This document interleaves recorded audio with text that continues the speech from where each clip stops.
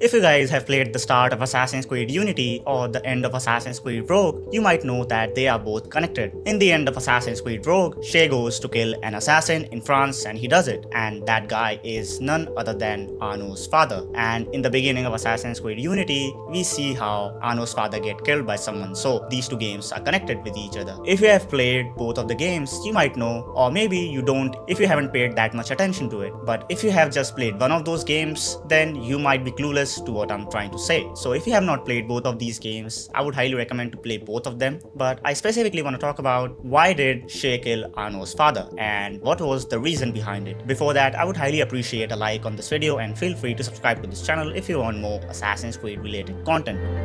So you guys probably might know this already, that Shay joins the Templars after betraying the assassins in Assassin's Creed Rogue, and the reason why he betrays them is connected to why he assassinated Charles Dorian, aka Arno's father, and I'm gonna refer to him as Charles Dorian throughout the video. Just keep in mind that Charles Dorian is Arno's father. The reason why Shay betrays the assassins is because he thinks that the assassins caused the earthquake in Lisbon. If you guys played Assassin's Creed Rogue, you might remember the mission where there is a huge earthquake and all buildings are getting destroyed and Shay is kind of escaping all that area, and that was like an insane mission. I feel like that was probably the best mission in the whole game. You know, it was in the beginning itself, but it was insane. And that's the earthquake I'm talking about. Now, the earthquake was caused when Shay tried to take the piece of Eden in the seismic temple that was under that church in Lisbon, and there was a mechanism in that temple that caused the earthquake when Shay touches that piece of Eden. And after escaping that place, Shay figures that the Colonial Brotherhood assassins already knew about this but still sent Shay to take the piece of Eden, thus causing so much deaths in Lisbon. The assassins were also responsible for another earthquake before the Lisbon earthquake, and that earthquake was in Port-au-Prince in Haiti, killing thousands because of the same reason. So Shay makes sense out of all of this, that the assassins knew all of this, but despite that they sent Shay to do the same task again, and the same outcome was there, that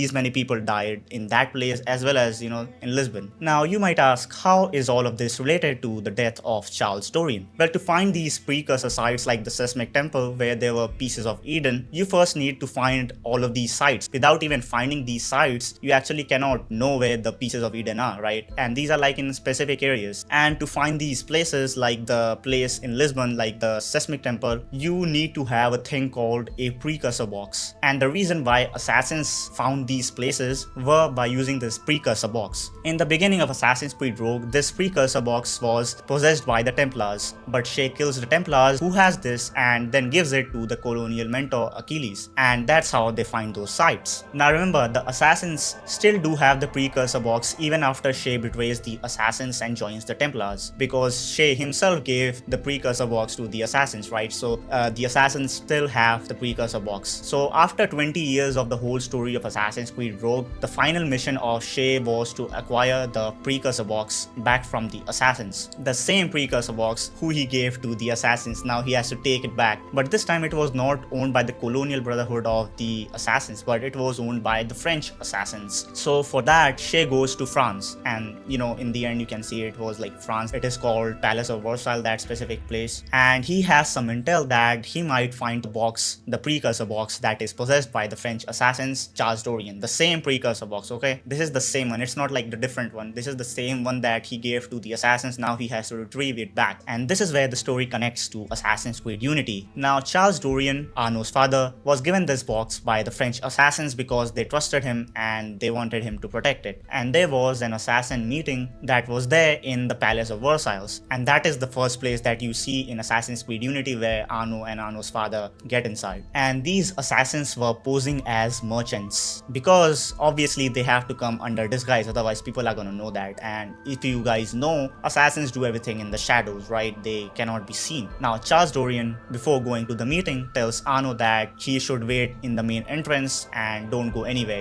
and obviously Arno is a mischievous little kid. If you guys remember, he does like steals the apple and stuff like that. And meanwhile, when the meeting ends, Charles Dorian arrives back at that place, the entrance. Now after he arrives there, he searches for Arno and obviously Arno was not there at that point. Now while he was searching, Shay assassinates him and takes the precursor box again from the assassins. I like how the precursor box is first taken from the Templars and then given to the assassins, and then from the assassin it is returned back to the Templar, and it was all done by the same guy, Shay. So it's kind of hilarious, like he plays such a big role in the story. Also, there is a good conversation when Shay kills Charles Dorian. Charles realizes that Shay was the infamous traitor because these guys know assassins from other places as well, right? These guys have a network. He knew that there was a guy who betrayed the assassins in the colonial brotherhood. So after he gets assassinated, he realizes that he's the same guy. Charles also mentions that Connor and his assassins undid Templar business in the American Revolution. So meanwhile, this happened before this, a little bit before this.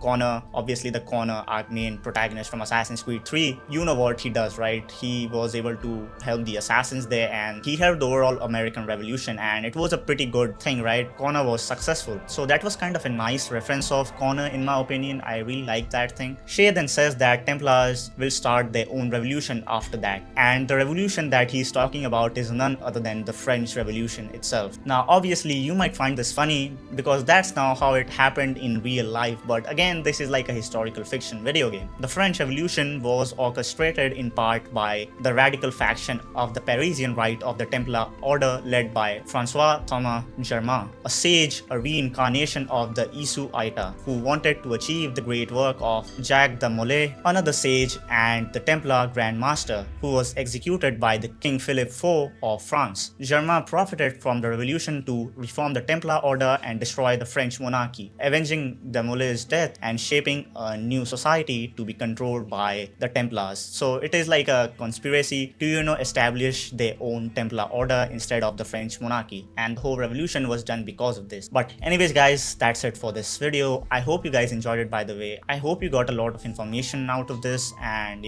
I was also unaware of a lot of things. Make sure to like this video and consider subscribing to this channel and comment down your thoughts, and I'll see you guys in the next one.